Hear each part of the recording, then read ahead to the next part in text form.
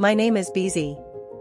I run a small tailoring shop on Oberlin Street, just a short walk from the bus terminal in Lagos. It's a noisy area, between the honking danfos, shouting traders, and random preachers with megaphones. Peace is not something you find easily here. But oddly enough, I used to look forward to the early mornings, because that's when Musa would pass by. Musa was the street sweeper for our part of town. He was from the north, Kaduna, I think, and spoke Hausa with the other sweepers, though he understood Yoruba well enough. Every morning, long before sunrise, when the rest of us were still dragging ourselves from sleep, Musa would be outside with his long broom made from palm fronds, sweeping and humming in a way that carried through the air like incense. He didn't hum randomly, no. He sang old Hausa folk songs.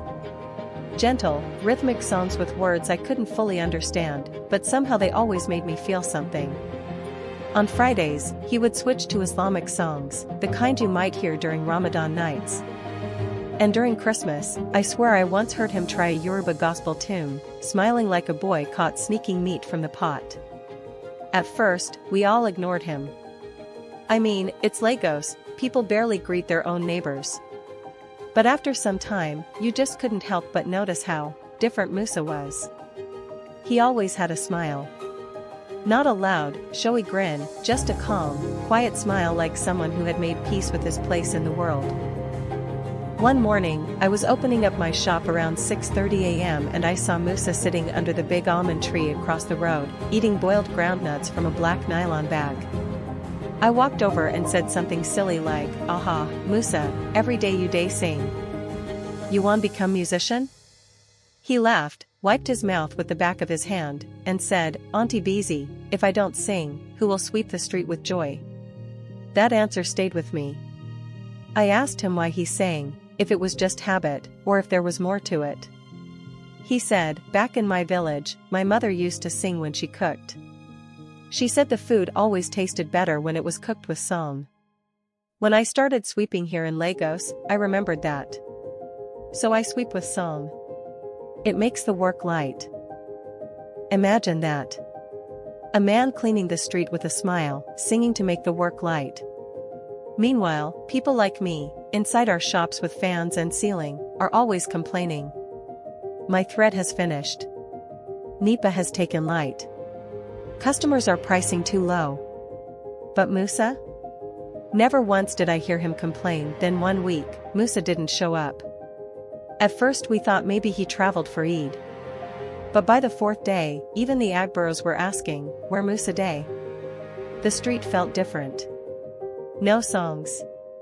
No sweeping. Dust gathered by the gutters.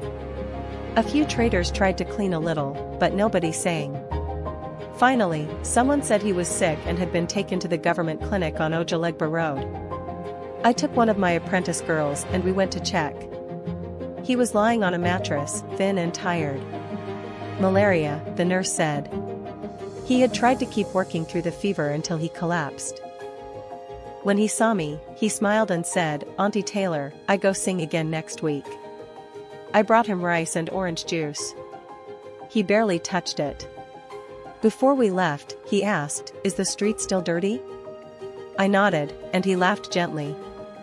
"It misses my song." He came back 2 weeks later, a little slower, but still sweeping, still humming. And something changed in us. One by one, the shop owners started greeting him more warmly. One of the traders bought him a new pair of sandals. A woman who sold moi gave him breakfast every Friday. Even the bus driver stopped hooting when he crossed the road.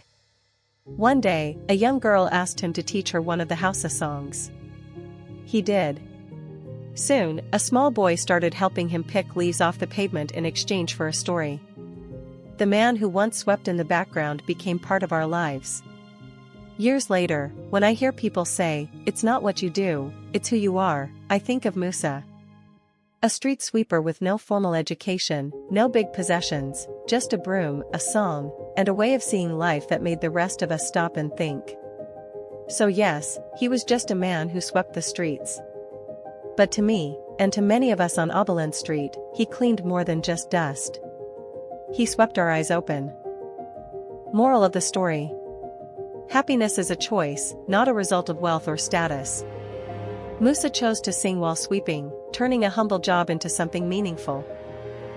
If you feel this story is good, then like, subscribe and share to your friends.